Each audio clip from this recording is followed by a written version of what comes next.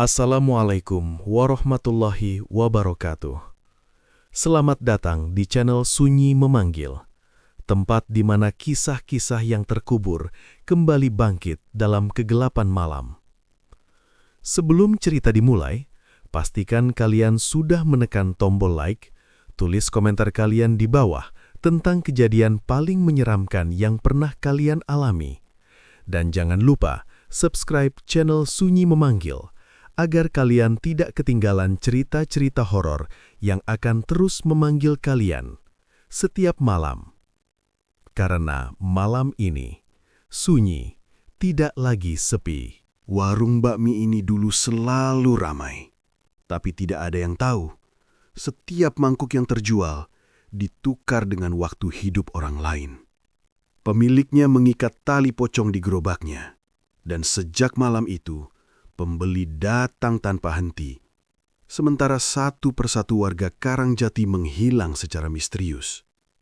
Yang lebih mengerikan, orang terakhir yang melihat ritual itu masih hidup sampai sekarang. Dan malam ini, ia akhirnya mau menceritakan semuanya. Langit malam di pinggir desa Karangjati tampak seperti kain hitam yang digantung terlalu rendah. Lampu jalan berkedip, seolah ragu memilih hidup atau mati. Di bawah cahaya pucat itu, sebuah gerobak bakmi Jawa berdiri sendirian, mengepulkan uap tipis bercampur aroma bawang goreng serta kaldu ayam. Pemiliknya bernama Sastro. Pria itu dulu dikenal sebagai pedagang yang selalu pulang membawa sisa dagangan. Wajahnya kurus, bajunya lusuh, dan gerobaknya berdecit seperti orang tua yang mengeluh setiap kali didorong. Banyak warga menganggap bakminya biasa saja, tidak buruk, tetapi juga tidak istimewa. Sama seperti hidup Sastro, datar, hambar, dan nyaris tak diperhatikan. Namun sejak 2 minggu terakhir, semuanya berubah. Setiap malam, antrean mengular seperti barisan semut yang menemukan gula tumpah. Orang-orang datang dari desa tetangga. Ada yang naik motor, ada pula yang berjalan kaki sambil membawa keluarga. Suara piring beradu terdengar lebih ramai daripada pasar pagi. Uang kertas menumpuk di laci kayu gerobak, mengeluarkan bau lembab yang asing bagi Sastro. Ia sendiri tidak sepenuhnya mengerti mengapa bakminya tiba-tiba disukai. Resepnya sama, bumbu tidak berubah, api kompor masih dari tabung gas tua. Tetapi sejak malam itu, rasa kuah seolah memiliki daya tarik aneh, seperti cerita yang membuat orang ingin mendengar kelanjutannya walau tahu ujungnya mungkin buruk. Perubahan itu bermula ketika hujan besar mengguyur desa dan memutus jalan pulang Sastro. Ia terpaksa berteduh di pemakaman tua di tepi sawah. Kuburan tersebut jarang dikunjungi karena banyak pohon besar yang membuat suasananya seperti hutan kecil. Di sana, Sastro menemukan sesuatu yang tidak seharusnya disentuh manusia. Di dekat satu nisan tanpa nama, tergeletak tali kafan yang sudah menguning, setengah terkubur tanah basah. Kain itu melilit pada batu nisan seperti ular yang tertidur. Entah mengapa, Sastro tidak langsung pergi. Ada bisikan halus yang masuk ke telinganya, seperti angin yang membawa pesan rahasia. Amgil, supaya hidupmu tidak lapar lagi. Kalimat itu tidak terdengar dengan suara keras, melainkan seperti ingatan yang tiba-tiba muncul di kepala. Sastro gemetar, hujan semakin deras, akal sehatnya berperang dengan rasa putus asa. Akhirnya, tangan kotor itu meraih tali kafan dan memasukkannya ke dalam karung tepung. Sejak saat itu, dagangannya berubah. Malam ini, seperti malam-malam sebelumnya, Sastro berdiri di belakang gerobak dengan mata lelah tetapi dompet berat. Senyumnya kaku. Ia mengaduk mie dengan sumpit kayu sambil melirik ke dalam laci rahasia di bawah kompor.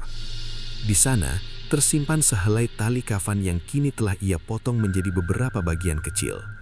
Setiap sebelum mulai berdagang, Sastro selalu mengikatkan potongan kain itu di pergelangan tangan kirinya.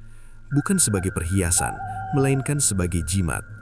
Ia tidak berdoa, ia hanya diam beberapa detik, menundukkan kepala, lalu mulai memasak. Seperti orang yang menyiram benih tanpa peduli tanaman apa yang akan tumbuh. Para pelanggan makan dengan lahap.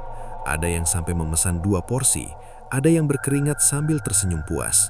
Namun di balik semua itu, Sastro memperhatikan satu hal aneh. Wajah mereka tampak pucat setelah suapan terakhir. Bukan sakit, lebih seperti kehilangan warna. Seorang ibu muda tiba-tiba batuk keras setelah menghabiskan kuah. Seorang bapak tua memegang dadanya sambil mengeluh dingin. Sastro menenangkan mereka dengan segelas teh panas, walau jantungnya sendiri berdenyut seperti dipukul palu. Ia teringat aroma kain kafan yang selalu tercium samar dari panci besar. Bau itu tidak menyengat, namun cukup berbeda dari wangi dapur biasa, seperti rumah sakit yang dicampur tanah basah. Saat pelanggan terakhir pergi, malam sudah menua. Suara jangkrik menggantikan riuh percakapan. Sastro menutup gerobak dan mulai membereskan peralatan. Ketika ia mengangkat tutup panci, pantulan air kuah memperlihatkan sesuatu yang membuat tangannya kaku. Bayangan. Di dalam cairan panas itu, terlihat siluet manusia terikat dari kepala sampai kaki. Wajahnya tidak jelas, namun kain putih melingkari tubuhnya rapat seperti kepompong. Bayangan itu bergerak perlahan, mengikuti putaran kuah yang masih beruap. Sastro menjatuhkan sendok. Logam berdentang di aspal. Ia mundur satu langkah, lalu dua langkah. Napasnya pendek-pendek. Ketika ia berkedip, bayangan itu menghilang. Yang tersisa hanya kuah biasa dengan sisa mie di dasar panci. Cuma capek, cuma halusinasi, bisiknya. Namun bau kain kafan semakin kuat. Ia membuka laci rahasia dan memandangi tali jimat yang kini berubah warna lebih gelap, seperti menyerap sesuatu yang tidak terlihat. Tangannya bergetar saat menyentuhnya. Kain itu terasa hangat, bukan dingin seperti seharusnya benda mati. Di kejauhan, terdengar suara langkah kaki di jalan kosong. Tok, tok, tok. Sastro menoleh, tidak ada siapa-siapa, jalanan lengang, lampu jalan berkedip lebih cepat seakan memberi tanda bahaya. Tiba-tiba, suara itu terdengar lagi, kali ini seperti kain diseret di aspal. Hati Sastro berdegup keras, ia menutup gerobak dengan cepat, mendorongnya pulang sambil terus menoleh ke belakang. Bayangannya sendiri memanjang di tanah, terlihat seperti sosok terikat kain putih. Saat sampai di rumah, Sastro mengunci pintu dan duduk di lantai. Keringat dingin membasahi bagang punggungnya. Dalam kesunyian, Sastro menyadari satu hal yang membuat dadanya terasa kosong. Sejak mengambil tali kafan itu, ia tidak pernah bermimpi lagi. Tidak ada tidur nyenyak, tidak ada mimpi indah. Yang ada hanya gelap, seperti mata yang dipaksa menutup tanpa pernah benar-benar beristirahat. Di sudut ruangan, tali kafan tergeletak di atas meja kayu. Dan untuk pertama kalinya, Sastro merasa bukan dirinya yang memiliki benda itu, melainkan benda itulah yang mulai memiliki dirinya. Pagi datang tanpa membawa segar. Matahari muncul seperti lampu redup di ruang operasi. Terang tetapi dingin. Sastro terbangun dengan kepala berat. Tubuhnya terasa seperti kain basah yang diperas terlalu keras. Tidak ada mimpi semalam, hanya kegelapan panjang yang menekan kesadarannya. Di dapur, aroma bawang belum dipotong, namun bau lembab menyerupai kain kafan masih tertinggal di udara. Ia memandang meja kayu tempat jimat itu diletakkan. Potongan tali putih kini tampak lebih kusam, seakan menua dalam satu malam. Sastro menyentuhnya dengan ujung jari. Sensasinya seperti memegang kulit yang baru keluar dari hujan. Dingin, licin, dan membuat perut terasa mual. Hari itu, kabar aneh menyebar di Karangjati. Seorang lelaki tua bernama Pak Wiryo, pelanggan setiap bakmi Jawa, ditemukan tergeletak di dapur rumahnya. Wajahnya pucat seperti kapur tulis. Tidak ada luka, tidak ada darah. Hanya seutas senyum kaku di bibir, seolah ia baru saja selesai menikmati hidangan terakhirnya. Warga berkumpul seperti burung mengitari bangkai. Suara bisik-bisik berputar lebih cepat daripada angin siang. Semalam beliau makan bakmi Sastro. Katanya rasanya lebih enak dari biasanya. Pulangnya langsung mengeluh dingin. Kata-kata itu menembus telinga Sastro seperti paku kecil. Ia berdiri di balik jendela rumahnya, mengintip kerumunan. Dadanya sesak, seperti ruangan sempit tanpa ventilasi. Ia mencoba meyakinkan diri bahwa kematian itu kebetulan. Umur Pak Wiryo memang sudah tua. Tubuh manusia bukan jam dinding yang bisa diputar ulang. Namun di dalam pikirannya muncul bayangan kuah panas dan sosok terikat kain putih. Sore menjelang, Sastro mendorong gerobak keluar rumah. Roda besi mengeluarkan suara panjang, seperti erangan hewan terluka. Langit mendung menggantung rendah, menyerupai langit-langit rumah duka. Di jalan, beberapa orang memandangnya dengan cara berbeda. Tidak lagi sekedar pembeli, melainkan seperti menilai peti mati yang berjalan. Malam turun perlahan. Lampu minyak dinyalakan. Api kompor menyala dengan bunyi mendesis. Sastro mengikatkan potongan tali kafan di pergelangan tangan. Tangannya gemetar. Gerakan itu terasa seperti menandatangani surat tanpa membaca isinya. Pelayanannya dimulai. Seorang pemuda datang pertama. Wajahnya pucat, matanya cekung. "Pak, masih ada bakmi?" Sastro mengangguk. Ia memasukkan mie ke panci. Air mendidih berputar seperti pusaran kecil. Uap naik dan membentuk bayangan yang tidak jelas. Dalam kepulan itu, Sastro melihat siluet tubuh terbungkus kain putih, berdiri tepat di sampingnya. Ia mengucek mata, bayangan lenyap. Pemuda itu makan dengan cepat, keringatnya mengalir di pelipisnya. Setelah suapan terakhir, ia terdiam. "Rasanya aneh," ucapnya lirih. "Enak atau tidak?" tanya Sastro. Pemuda itu tersenyum tanpa ekspresi. "Seperti makan kenangan." Ia pergi dengan langkah goyah. Sastro merasa kata-kata itu menempel di kepalanya seperti debu di cermin. Ia melayani pelanggan lain dengan gerakan otomatis, seperti mesin yang lupa cara berhenti. Setiap wajah terlihat sedikit lebih pucat dari sebelumnya. Setiap piring yang kosong, seperti halaman buku yang kehilangan kalimat terakhir. Di sela kesibukan, datang seorang perempuan tua berpakaian hitam. Rambutnya memutih, matanya tajam seperti pecahan kaca. Ia tidak duduk, hanya berdiri menatap tangan Sastro. "Itu bukan kain biasa," katanya pelan. Jantung Sastro berdegup cepat. "Maksud ibu?" "Itu pengikat janji, bukan pemberi rejeki. Kau sedang menukar waktu dengan kematian." Sastro terdiam, mulutnya kering. Perempuan itu mendekat menunjuk pergelangan tangannya. "Kau memasak dengan simpul arwah, seperti menanam padi di kuburan. Panennya cepat, tapi tanahnya haus darah." Kata-kata itu seperti pisau tanpa gagang, menyakiti tanpa bisa dipegang. "Bagaimana menghentikannya?" tanya Sastro dengan suara retak. Perempuan itu tersenyum tipis. Tidak ada pintu keluar bagi orang yang masuk lewat liang. Lalu ia pergi, menghilang di antara gelap. Malam semakin tua. Sastro menutup gerobak lebih cepat dari biasanya. Dalam perjalanan pulang, angin membawa suara gesekan kain di belakangnya. Ia tidak berani menoleh. Sesampainya di rumah, ia mengunci pintu, menyalakan lampu dan duduk di lantai. Nafasnya pendek. Dalam kesunyian, terdengar suara berbisik dari sudut ruangan. "Kau sudah diberi, sekarang giliranku." Sastro bangkit. Tidak ada siapa-siapa, namun bayangan di dinding bergerak tanpa tubuh. Ia menatap tali kafan di tangannya. Kain itu kini tampak lebih panjang dari sebelumnya, seolah tumbuh seperti akar.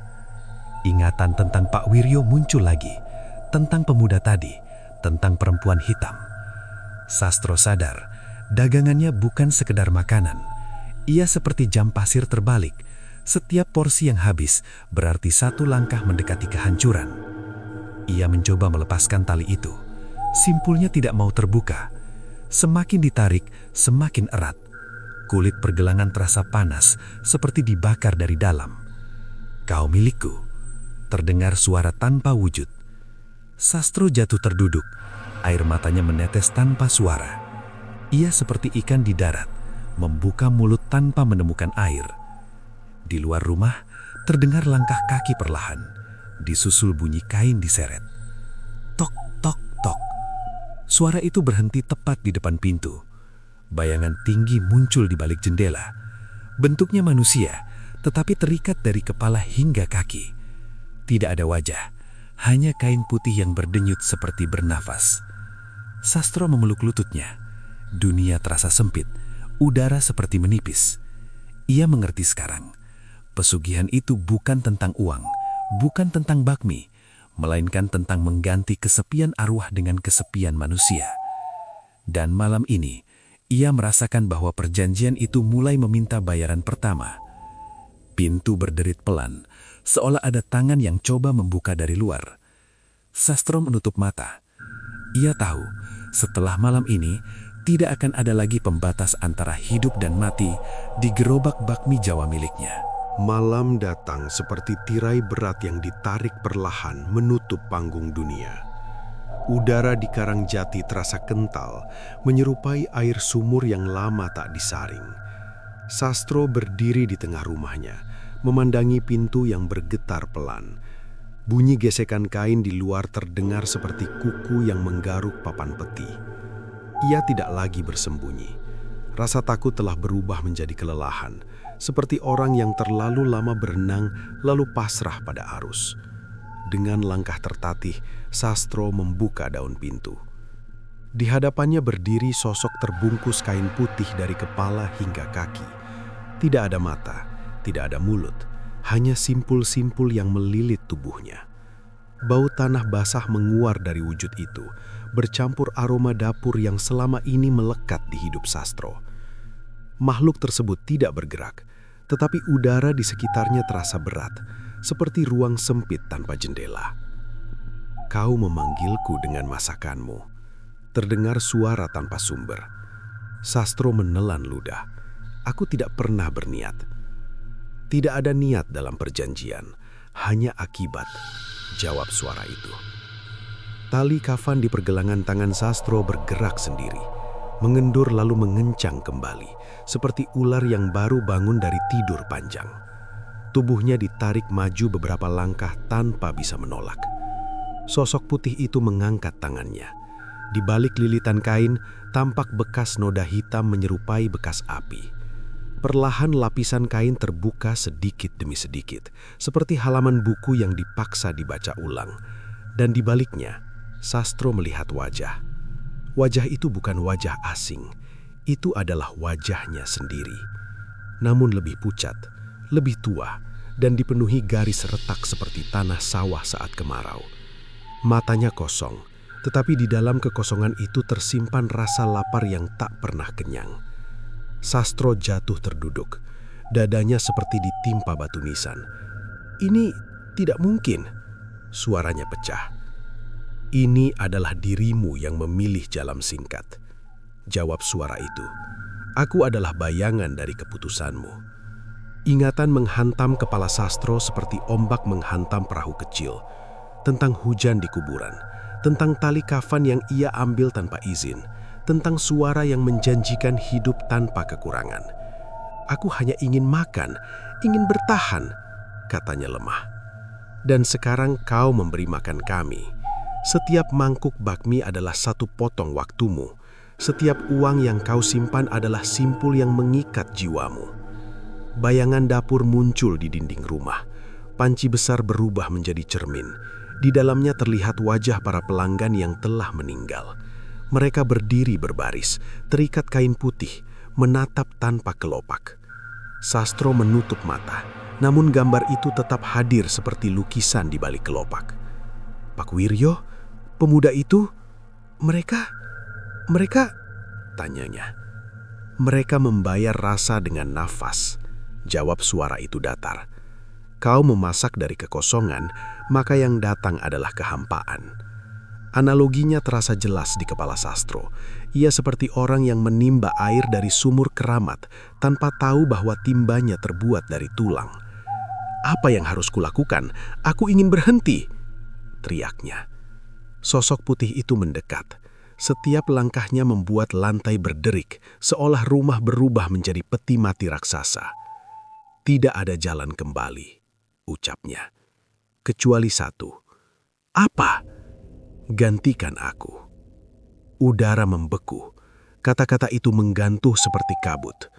Ritual ini membutuhkan penjaga, jiwa yang mengikat tali. Aku telah menunggu pengganti sejak kau mengambil kain itu dari kuburanku. Kubur siapa? Tanya Sastro dengan suara gemetar. Sosok putih itu membuka lapisan terakhir kafannya.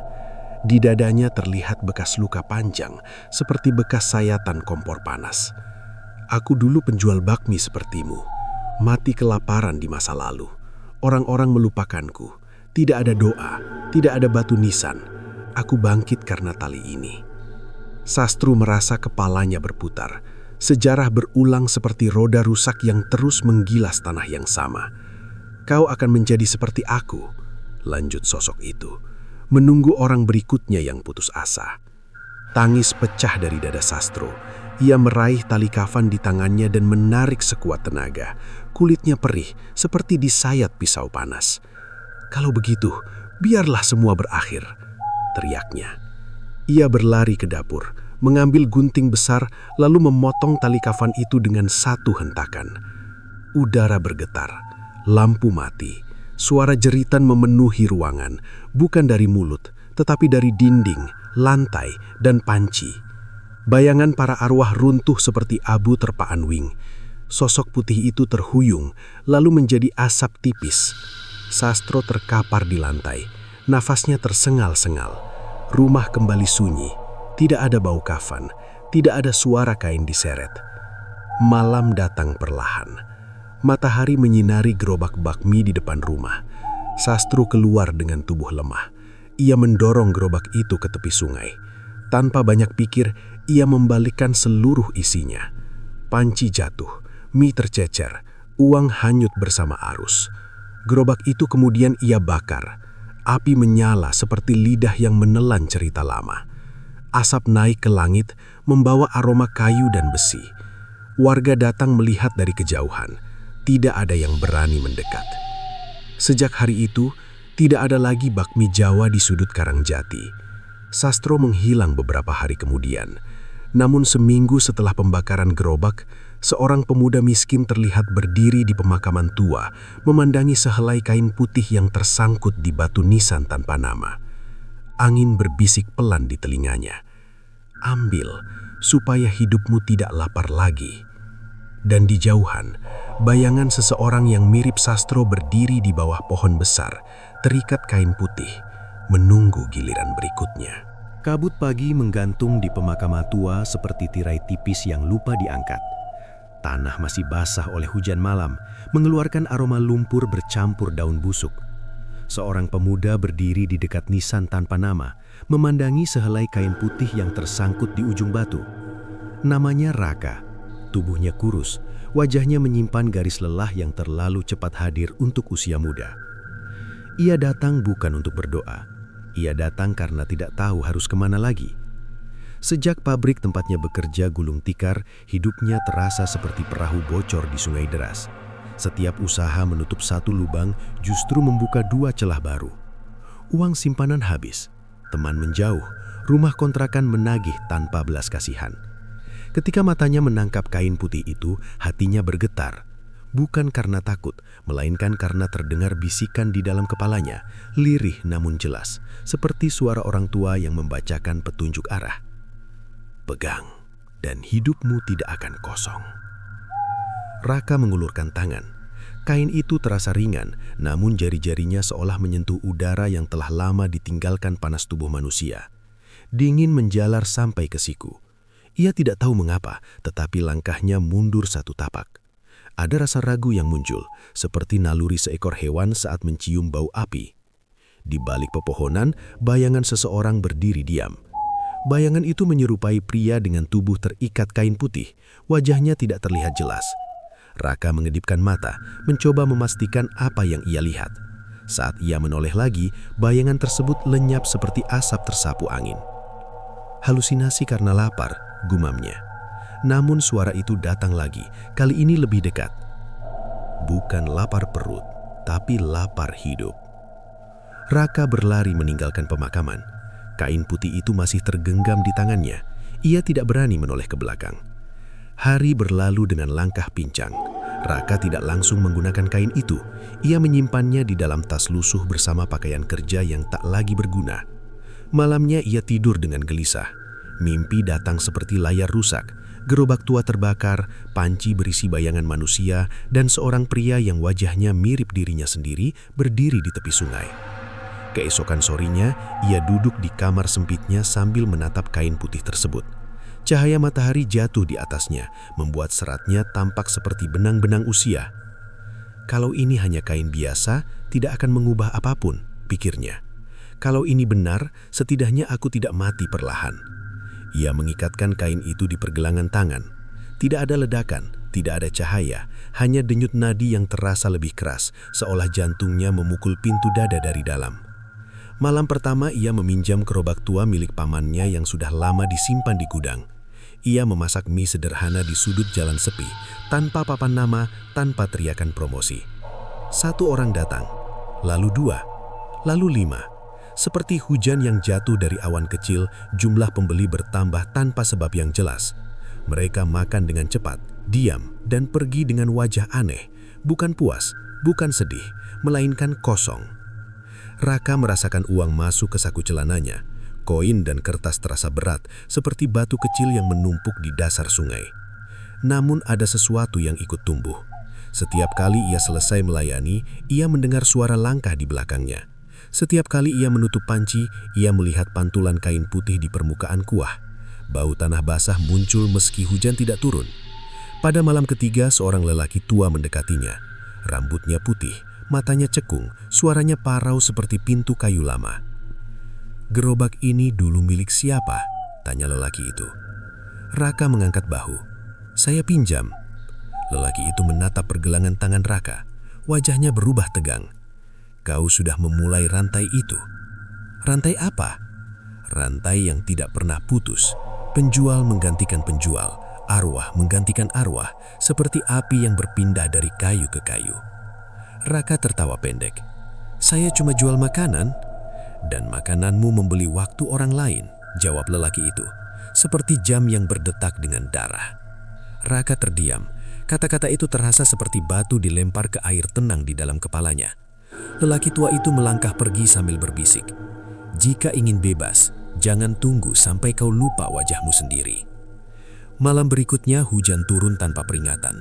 Jalan menjadi cermin panjang yang memantulkan cahaya lampu. Raka berdiri di bawah terpal kecil, melayani pembeli terakhir. Saat ia menutup gerobak, suara kain diseret didengar dari arah sungai. Sosok tinggi muncul dari kabut. Tubuhnya terikat kain putih. Langkahnya lambat, namun pasti. "Engkau telah memanggilku," ucap suara itu. Raka mundur. "Aku tidak memanggil siapapun." "Kain di tanganmu adalah undangan." Petir menyambar. Cahaya singkat itu memperlihatkan wajah sosok tersebut. Wajah seorang pria dengan mata kosong, sangat mirip foto lama yang pernah Raka lihat di koran desa, foto Sastro. "Kenapa aku?" teriak Raka. "Karena putus asa selalu mencari teman," jawab sosok itu. "Aku pernah sepertimu, dan kau akan seperti aku." Raka merasakan kain di pergelangan tangannya mengencang, panas menjalar ke lengan. Ia teringat ucapan lelaki tua, "Jangan tunggu sampai lupa wajahmu sendiri." Dengan sisa keberanian, ia meraih pisau dapur dari gerobak dan memotong kain itu. Suara retakan terdengar seperti kaca pecah di udara. Angin berhenti, sosok putih bergetar lalu memudar. Raka jatuh berlutut, hujan mengguyur kepalanya seperti air baptisan yang dingin. Keesokan pagi, ia mengumpulkan semua sisa kain dan membakarnya di tepi sungai. Asap naik lurus, lalu hilang di antara awan. Gerobak dikembalikan ke gudang, pisau dibuang. Raka pergi dari desa tanpa pamit. Namun di pemakaman tua, sehelai kain putih kembali tersangkut di batu nisan tanpa nama, seolah tidak pernah terbakar. Angin berbisik lagi, "Pegang, dan hidupmu tidak akan kosong." Dan cerita itu terus berjalan, seperti roda yang berputar di jalan tanpa ujung. Angin sore berhembus pelan melewati pemakaman tua, membawa aroma rumput basah serta tanah yang baru digali. Langit tampak pucat, seperti kertas lama yang disimpan terlalu lama di lemari. Di antara nisan tanpa nama, berdiri seorang perempuan muda bernama Mira. Rambutnya diikat asal, matanya menyimpan bayangan lelah yang sulit disembunyikan. Ia datang bukan karena percaya cerita gaib, melainkan karena hidupnya runtuh seperti rumah dari pasir. Usaha kecilnya bangkrut, ibunya terbaring sakit. Hutang menunggu seperti pintu yang tidak bisa ditutup. Di dekat batu nisan miring, Mira melihat kain putih tergantung pada ranting kering. Kain itu bergoyang perlahan, menyerupai tangan yang memanggil. "Kenapa selalu ada kain di sini?" gumamnya. Saat ia mendekat, hawa dingin menyentuh pergelangan tangan, seperti air sungai di musim hujan. Dalam pikirannya terdengar suara pelan, mirip bisikan orang yang berbicara dari balik tembok. "Jangan takut, hanya sebentar saja." Mira menarik napas panjang. Akalnya berkata pergi, tetapi rasa putus asa mendorong langkahnya maju. Ia menyentuh kain itu. Tidak ada kejutan, hanya sensasi seolah memegang bayangan. Malam berikutnya, Mira meminjam gerobak tua dari tetangganya. Ia tidak tahu memasak bakmi, tetapi mencoba menjual minuman hangat dan roti goreng. Di pergelangan tangannya, kain putih terikat seperti gelang yang terlalu besar. Awalnya tidak ada pembeli, namun ketika jam mendekati tengah malam, seseorang datang. Lalu dua, lalu lebih banyak. Mereka minum dengan cepat, berbicara sedikit, lalu pergi tanpa menoleh. Uang terkumpul di kaleng kecil seperti pasir yang jatuh dari celah jam pasir. Mira terkejut. Mungkin hanya kebetulan, pikirnya. Tetapi keanehan mulai muncul. Setiap pelanggan yang pergi meninggalkan hawa dingin. Setiap sisa gelas tampak berkabut, seolah baru diambil dari kulkas raksasa. Di telinganya, Mira mendengar langkah kaki padahal jalan kosong. Ia teringat ibunya yang terbaring lemah. Dengan uang malam itu, ia membeli obat. Ibunya tidur lebih nyenyak. Mira menangis karena lega, namun di dalam dadanya muncul perasaan bersalah yang tidak jelas sebabnya. Seperti orang yang menyeberang sungai dengan perahu bocor, selamat di seberang tetapi sadar bahwa perjalanan berikutnya bisa menenggelamkan. Hari ketiga, seorang pria berusia sekitar 50 tahun duduk di depan gerobak. Pakaiannya sederhana, matanya tajam. "Kau menemukan kain itu di kuburan, bukan?" tanyanya. Mira kaget. "Bagaimana Bapak tahu?" Pria itu tersenyum pahit. "Karena aku pernah mengikatkan benda serupa di tangan." Mira terdiam. Apa yang terjadi? Dagangan laris, hidup terasa mudah. Lalu satu persatu orang di sekitarku jatuh sakit. Bukan karena racun tetapi karena waktu mereka diambil. "Kau menakut-nakuti saya," ucap Mira dengan suara bergetar. "Bukan menakut-nakuti, mengingatkan," jawab pria itu. "Kain itu bukan jimat, melainkan tali penghubung. Ia bekerja seperti jaring laba-laba. Setiap pembeli adalah serangga kecil yang terjebak." Mira melihat pergelangan tangannya. Kain putih tampak lebih kusam dibanding kemarin. "Aku butuh uang," katanya lirih. "Dan kain itu butuh pengganti," balas pria itu.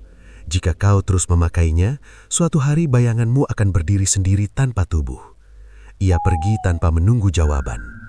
Malam itu hujan turun deras. Mira berdiri sendirian di balik terpal bocor. Tidak ada pembeli tetapi suara langkah kaki terdengar dari arah sungai. Ia menoleh. Dari kabut muncul sosok tinggi terbungkus kain putih. Gerakannya pelan, seperti daun jatuh tanpa suara. "Engkau telah membuka pintu," ucap suara tanpa mulut. Mira gemetar. "Aku hanya ingin menolong ibuku." Setiap niat baik bisa menjadi jalan gelap bila dilalui tanpa cahaya. Kilatan petir memperlihatkan wajah makhluk tersebut. Bukan wajah asing melainkan mirip wajah Mira sendiri, hanya pucat dan kosong. Mira merasa seperti melihat cermin yang retak. "Ini aku," bisiknya. "Ini masa depanmu," kata sosok itu. "Jika kau terus mengikat kain, engkau akan berdiri di sini menunggu orang berikutnya." Mira jatuh berlutut, air hujan bercampur air mata. "Aku tidak mau menjadi seperti itu," katanya. "Putuskan sebelum simpul mengikat lebih dalam." Dengan tangan gemetar, Mira melepas kain dari pergelangan. Ia menariknya perlahan, tidak ada perlawanan. Kain itu jatuh ke tanah basah oleh hujan. Sosok putih bergetar lalu memudar seperti kabut tersapu angin pagi. Pagi datang membawa cahaya pucat. Mira mengumpulkan kain itu, memasukkannya ke dalam kantong plastik, lalu membawanya ke sungai. Ia menaruh batu besar di atas kain dan melemparkannya ke air yang mengalir deras. Riakan kecil muncul lalu hilang. Gerobak ia kembalikan ke tetangga. Ia mencari pekerjaan lain, apapun yang halal meski hasilnya sedikit. Ibunya berangsur membaik. Hidup tetap sulit namun tidak lagi terasa seperti berjalan di tepi jurang. Namun di pemakaman tua, angin kembali menggerakkan sehelai kain putih yang tersangkut pada nisan tanpa nama. Seorang pria asing berdiri memandanginya dari jauh, wajahnya muram, langkahnya ragu. Suara lirih kembali berputar di udara. Pegang agar bebanmu berkurang. Cerita itu tidak pernah benar-benar selesai. Ia hanya berganti tokoh, seperti lagu lama yang dinyanyikan ulang dengan suara berbeda. Dan selama manusia masih memilih jalan pintas saat hidup terasa berat, tali itu akan selalu menemukan tangan baru untuk diikatkan. Senja menurunkan warna merah seperti luka lama yang dibuka kembali. Di pinggir desa Karangjati, seorang pemuda bernama Bayu duduk di atas bangku kayu depan rumah kosong. Rumah itu bekas milik Sastro, kini berdebu dan dipenuhi sarang laba-laba. Bayu bukan orang yang percaya cerita mistik, tetapi rasa penasaran sering lebih kuat daripada keyakinan. Ia datang karena ingin mencari besi tua untuk dijual. Hidupnya sedang sempit, seperti lorong tanpa lampu. Pekerjaan hilang, uang menipis, dan harapan terasa rapuh seperti kaca tipis. Saat ia masuk ke dalam rumah, langkahnya berhenti di dapur. Di sudut ruangan ada bekas hangus di lantai, seperti jejak api yang pernah menelan sesuatu. Udara di sana berbau tanah basah, walau hujan tidak turun. Bayu merasa seolah berdiri di antara dua waktu, masa lalu yang tidak terlihat dan masa depan yang belum terbentuk. Di atas meja kayu, ia menemukan seutas kain putih terlipat rapi. Tidak kotor, tidak baru, hanya diam seperti benda yang menunggu tangan lain. Aneh, siapa yang meninggalkan ini? Gumamnya. Ketika jari menyentuh kain itu, rasa dingin mengalir naik ke lengan. Bukan dingin biasa, melainkan dingin seperti membuka pintu kamar jenazah. Dalam kepalanya muncul suara tanpa bentuk. Bebanmu berat, aku bisa meringankannya. Bayu terlonjak, ia melihat sekeliling. Tidak ada siapapun. Cuma pikiran kosong, katanya pada diri sendiri. Namun kain itu tetap ia simpan di tas, bukan karena percaya, melainkan karena takut meninggalkannya di tempat sepi itu. Malam pertama, Bayu tidak tidur nyenyak. Mimpinya dipenuhi bayangan orang terikat kain putih berjalan di jalan desa. Mereka tidak menjerit, hanya memandang dengan mata kosong, seperti cermin tanpa pantulan. Pagi datang bersama rasa gelisah. Bayu duduk di tepi ranjang, memandangi kain putih itu. Ada dorongan aneh untuk mengikatkannya di pergelangan tangan, seperti seseorang yang ingin mencoba sepatu baru walau tahu ukurannya salah. Ia teringat cerita orang-orang tentang penjual bakmi yang menghilang, tentang pemuda yang kabur, tentang perempuan yang membakar kain di sungai. Semua itu cuma kebetulan, tidak ada yang bisa hidup dari kain. Namun rasa lapar tidak peduli pada logika. Perut kosong adalah guru yang keras. Ia mengikat kain itu di tangan kirinya, lalu keluar membawa gerobak kecil bekas jualan kopi. Ia tidak menjual bakmi, ia menjual jagung rebus dan teh panas. Tempatnya di dekat jembatan, tempat orang sering lewat saat pulang malam. Awalnya sunyi, kemudian satu orang datang, lalu dua. Seperti burung yang tahu ada biji di tanah, manusia berdatangan tanpa dipanggil. Mereka membeli, makan, dan pergi tanpa banyak bicara. Bayu menghitung uangnya. Jumlahnya lebih banyak dari yang ia perkirakan. Hatinya bergetar antara senang dan takut, seperti anak kecil yang menemukan pisau tajam, berguna tetapi berbahaya. Hari berikutnya, tubuh Bayu terasa ringan, tetapi kepalanya berat. Ia tidak bermimpi, hanya melihat gelap panjang. Saat bangun, kain di tangannya terasa lebih hangat, seperti menyimpan panas tubuh lain. Di jalan, beberapa orang memandangnya aneh. Seorang ibu berbisik pada temannya, "Itu yang pakai kain putih di tangan?" Bayu mengabaikan. Ia fokus pada gerobaknya. Malam datang lagi, pembeli kembali berdatangan. Namun kali ini ia melihat sesuatu yang berbeda. Setiap orang yang selesai makan tampak sedikit lebih pucat. Langkah mereka pelan, seolah baru bangun dari tidur panjang. Bayu merasakan hawa dingin mengelilingi gerobaknya, seperti kabut yang lupa pergi. Seorang pria tua mendekat, wajahnya penuh garis usia.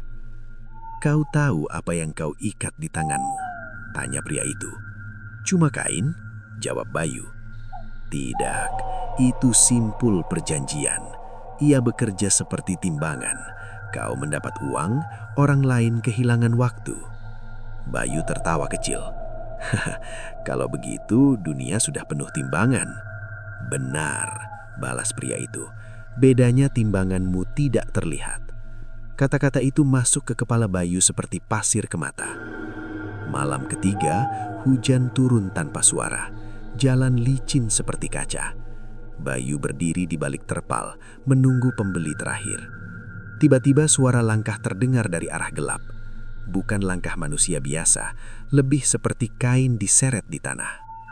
Dari kabut muncul sosok tinggi terbungkus kain putih. Gerakannya lambat, tetapi pasti, seperti jarum jam yang tidak bisa dihentikan. "Engkau telah memakai tanda kami," ucap suara tanpa bibir. Bayu mundur. "Aku tidak meminta ini." "Tetapi engkau menerima. Setiap penerimaan adalah pintu." Petir menyambar, cahaya sesaat memperlihatkan wajah makhluk tersebut. Wajah itu mirip Bayu, tetapi kosong, tanpa ekspresi, seperti topeng yang lupa diberi lukisan. Bayu merasa seolah berdiri di antara dua waktu, masa lalu yang tidak terlihat dan masa depan yang belum terbentuk. "Kenapa harus aku?" teriak Bayu.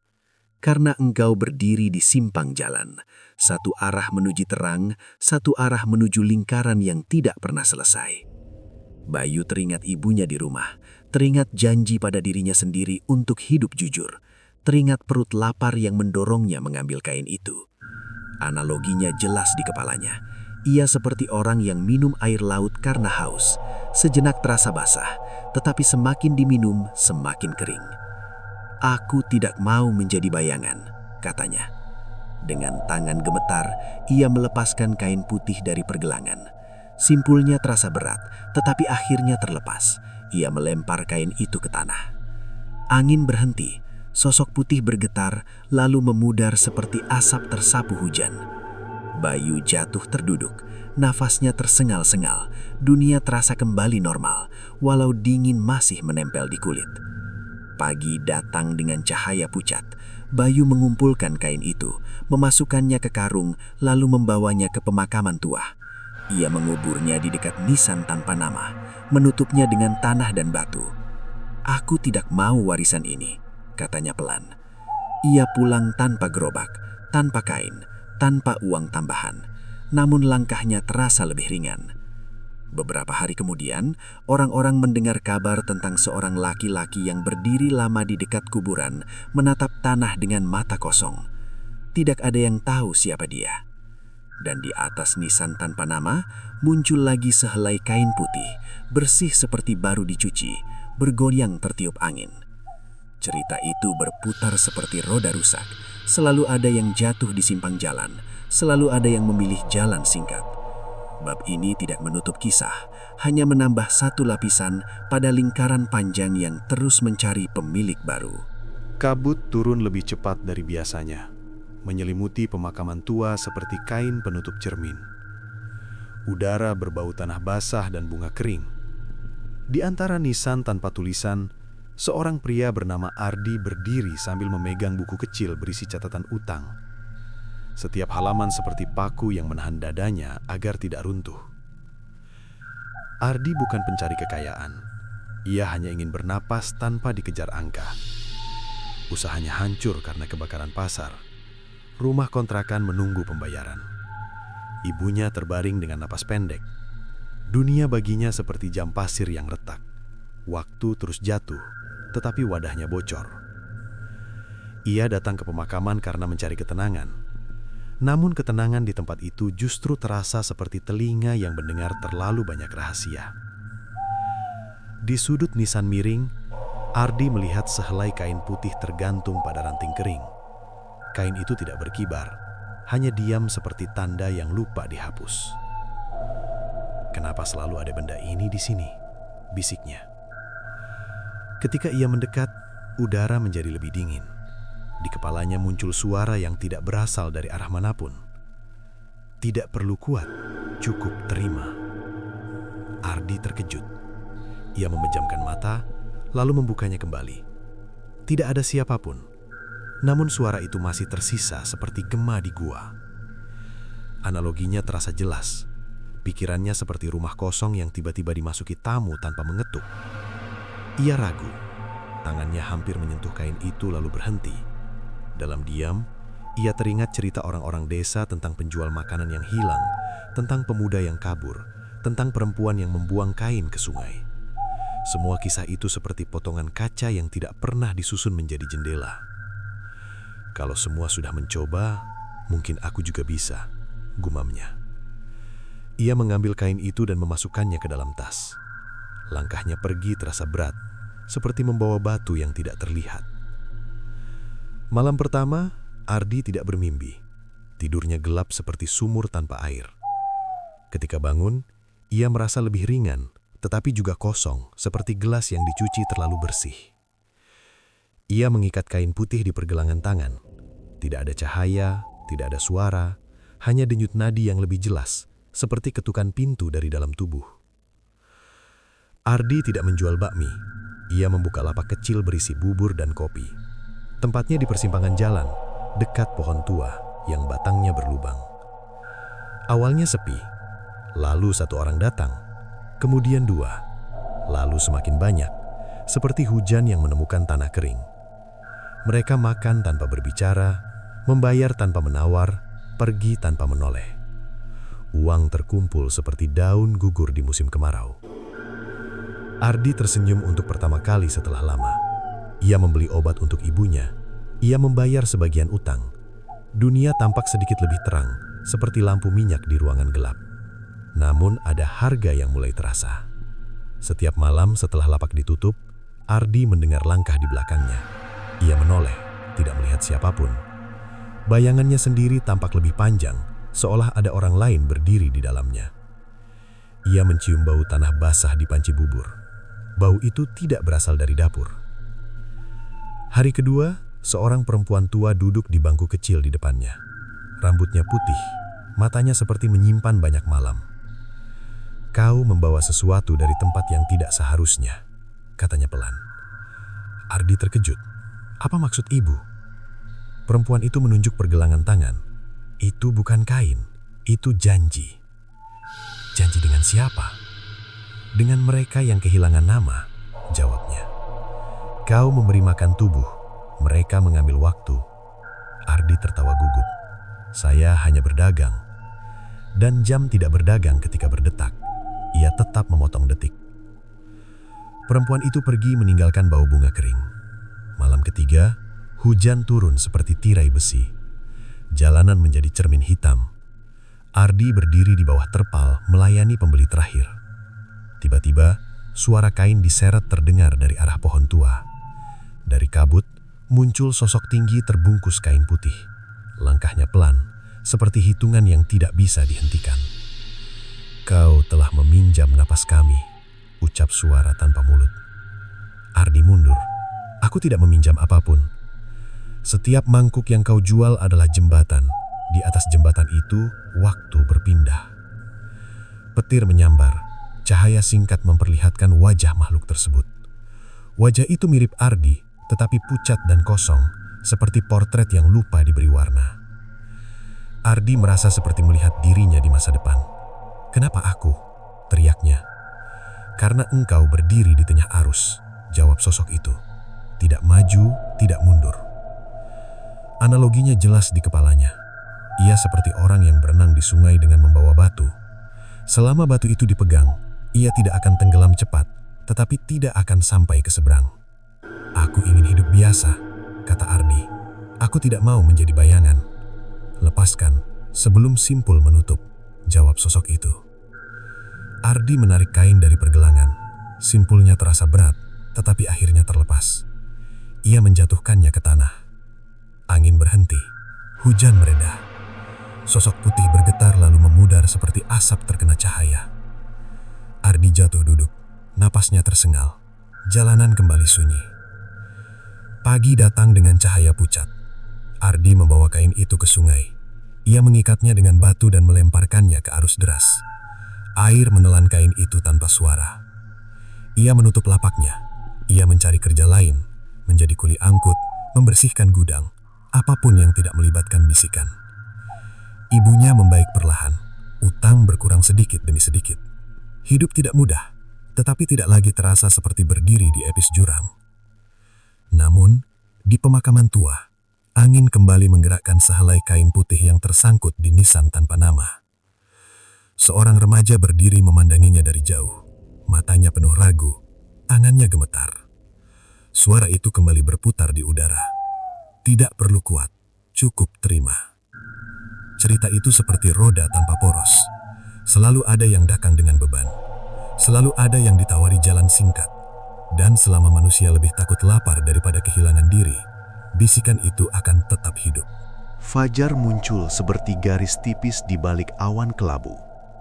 Di pemakaman tua Karangjati, rumput bergerak pelan tertiup angin pagi. Suasana sunyi, hanya suara burung kecil yang terdengar seperti batuk pelan. Di antara nisan tanpa ukiran, berdiri seorang gadis remaja bernama Laras. Tas sekolah masih menggantung di pundaknya, tetapi langkahnya terhenti di depan batu miring yang tidak memiliki nama. Ia datang bukan untuk mencari kain putih. Ia datang karena tidak sanggup pulang ke rumah. Ayahnya pergi tanpa kabar. Ibunya jatuh sakit. Hutang mengendap seperti air di dasar gelas. Laras merasa hidupnya seperti buku tanpa sampul. Halaman ada, tetapi judul tidak jelas. Di dekat nisan itu, selembar kain putih tersangkut di ranting kering. Kain tersebut tidak berkibar, hanya bergoyang perlahan, seolah bernafas. "Kenapa selalu ada di sini?" gumam Laras. Ketika ia mendekat, hawa dingin menyentuh kulitnya. Bukan dingin pagi, melainkan dingin seperti ruang kosong yang lama ditinggalkan manusia. Di kepalanya muncul suara lembut, hampir seperti suara ibunya ketika menidurkannya dulu. "Pegang, agar langkahmu tidak sendiri." Laras mundur setengah langkah, jantungnya berdetak cepat, namun di dalam dirinya ada kelelahan yang lebih besar dari rasa takut. Ia memikirkan sekolah yang mungkin harus ditinggalkan, memikirkan ibunya yang terbaring lemah, memikirkan dunia yang terasa terlalu besar untuk bahunya. Analoginya muncul begitu saja. Ia seperti anak kecil yang berdiri di tepi sungai deras, sementara di belakangnya api mulai menyala. Ia mengambil kain itu dan melipatnya dengan hati-hati, lalu memasukkannya ke dalam tas. Malam pertama, Laras tidak langsung menggunakannya. Ia duduk di kamar sempit sambil menatap kain putih tersebut. Lampu temaram membuat bayangannya di dinding tampak lebih tinggi, seolah ada orang lain berdiri di belakangnya. "Kalau semua ini cuma cerita orang, tidak akan terjadi apa-apa," bisiknya. Ia mengikat kain itu di pergelangan tangan. Tidak ada bunyi, tidak ada cahaya, hanya rasa hangat aneh, seperti menyentuh tangan seseorang yang tidak terlihat. Malam itu ia tidak tidur. Ia duduk memandangi jendela sampai subuh, dengan perasaan seperti menunggu sesuatu yang belum diberi nama. Hari berikutnya, Laras mencoba menjual kue kecil buatan ibunya di pinggir jalan. Ia biasanya hanya mendapat 1 atau 2 pembeli. Namun sore itu, orang-orang datang tanpa alasan jelas. Seorang bapak membeli 2 bungkus, seorang ibu membeli 3. Anak-anak membeli sambil tertawa pelan. Uang terkumpul di kaleng plastik lebih banyak dari biasanya. Laras terkejut, dadanya terasa ringan, seperti baru keluar dari ruangan pengap. Ia membeli obat untuk ibunya. Ibunya tersenyum lemah. "Hari ini kamu kelihatan berbeda," katanya. "Berbeda bagaimana?"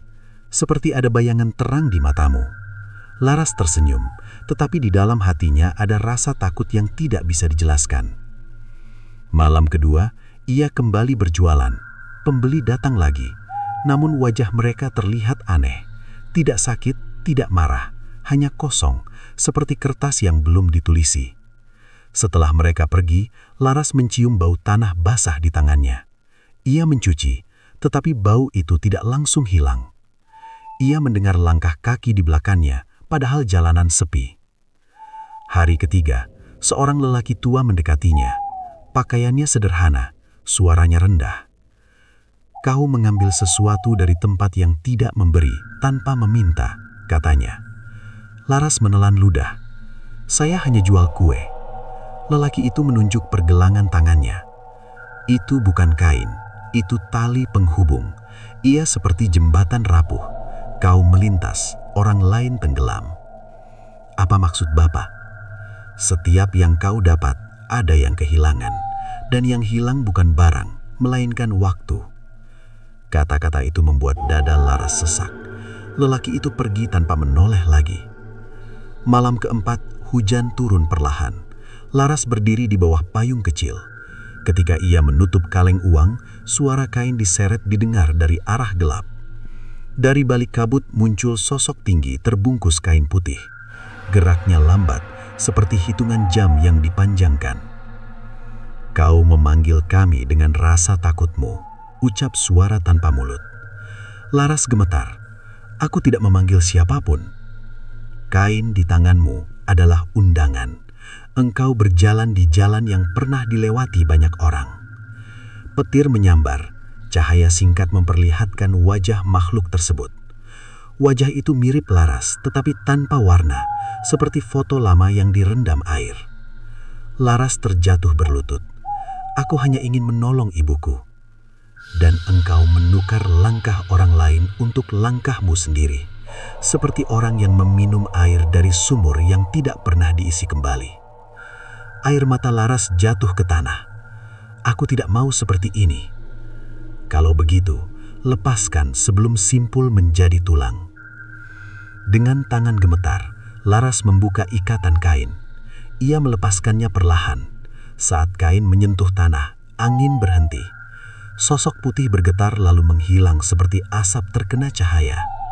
Laras terduduk lama. Hujan membasahi rambutnya. Dunia terasa sunyi, tetapi lebih ringan. Pagi datang dengan cahaya pucat.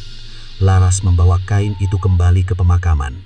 Ia menggali tanah kecil di dekat nisan tanpa nama, menaruh kain itu di dalam, lalu menutupnya dengan batu. "Aku tidak mau warisan ini," katanya pelan. Ia pulang tanpa kain, tanpa keajaiban. Ia tetap menjual kue, meski hasilnya sedikit. Namun ia merasa lebih hidup, seperti orang yang memilih berjalan daripada naik perahu bocor. Ibunya sembuh perlahan. Sekolah tetap berjalan. Hidup tidak mudah, tetapi tidak lagi terasa seperti terikat. Namun di pemakaman tua Karangjati, angin kembali menggerakkan sehelai kain putih di atas nisan tanpa nama. Seorang anak kecil berdiri di sana sambil memegang tas lusuh. Matanya menatap kain itu dengan ragu. Suara pelan kembali berbisik di udara. "Pegang, agar langkahmu tidak sendiri." Dan cerita itu terus berjalan, seperti jejak kaki di pasir yang selalu terhapus ombak, tetapi selalu muncul lagi. Malam terakhir turun tanpa suara. Langit Karangjati terlihat seperti kain hitam yang ditarik perlahan menutupi sisa cahaya. Di warung bakmi tua dekat perempatan, tungku sudah padam. Tidak ada panci, tidak ada aroma bawang goreng, tidak ada bunyi sendok mengenai mangkuk. Tempat itu kosong seperti dada orang yang baru kehilangan harapan. Pak Wiryo berdiri sendirian di depan gerobak yang pernah menjadi sumber rejeki sekaligus pintu petaka. Rambutnya memutih lebih cepat dari usia. Matanya cekung, seakan setiap malam dipakai menatap sesuatu yang tidak terlihat manusia biasa. Di tangannya tersisa sepotong tali kusam, bukan lagi kain putih, melainkan serat kering yang baunya menyerupai tanah kuburan. "Semua sudah kembali," bisiknya. "Tapi kenapa masih ada yang mengikuti?" Angin berembus membawa suara langkah. Dari ujung jalan muncul Laras, kini lebih dewasa. Ia tidak membawa kain, hanya keberanian yang lahir dari kesalahan masa lalu. "Aku tahu Bapak belum selesai," kata Laras. Pak Wiryo menoleh. "Kau seharusnya tidak datang." "Justru karena pernah menyentuhnya, aku harus menutupnya," jawab Laras. Mereka berjalan menuju pemakaman lama. Bulan tergantung seperti mata tanpa kelopak. Setiap batu nisan tampak seperti huruf yang tidak bisa dibaca. Di tengah lapangan kecil, tanah terlihat retak. Retakan itu membentuk lingkaran, seperti bekas pusaran air di sungai kering. Pak Wiryu berlutut. Disinilah semuanya bermula. Aku mengikat nasibku pada sesuatu yang seharusnya tidak disentuh. Laras memandang tanah itu. Kenapa Bapak melakukannya? Karena lapar, jawabnya lirih. Bukan hanya perut, tapi pikiran. Saya seperti orang haus yang meminum air laut. Semakin diminum, semakin kering. Tanah bergetar, udara menjadi berat. Dari celah muncul bayangan putih, tidak satu, melainkan banyak. Mereka berdiri tanpa kaki, melayang seperti kabut yang lupa arah. Waktu kalian kami pinjam, ucap suara bersatu. Sekarang kami datang menagih. Laras melangkah maju. Aku sudah mengembalikan milikku, tidak ada lagi yang perlu dibayar. Utang tidak mengikuti benda, ia mengikuti niat. Pak Wiryo menunduk, tubuhnya gemetar. Kalau begitu, ambil aku saja. Bayangan bergerak mendekat, udara menjadi dingin seperti ruang kosong tanpa jendela. Laras mengangkat tangannya. Tidak, katanya tegas.